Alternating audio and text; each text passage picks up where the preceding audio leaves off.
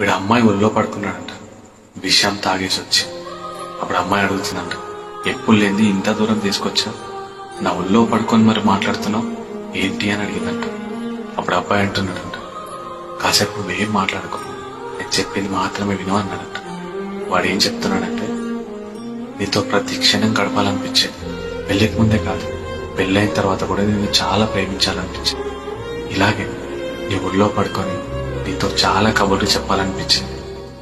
కానీ నేను పడుకునే ఒళ్ళు నువ్వు ఇంకొకరిని పడుకోబెట్టుకుంటున్నావు అని తెలిసినప్పుడే గుండె ఆగిపోయినంత బాధేసినానన్నాడంట. ఇవన్నీ తెలిసినా నీ ఒళ్ళో ఎందుకు పడుకున్నానో తెలుసా? నా ప్రేమ నిజం, నా బాధ నిజం.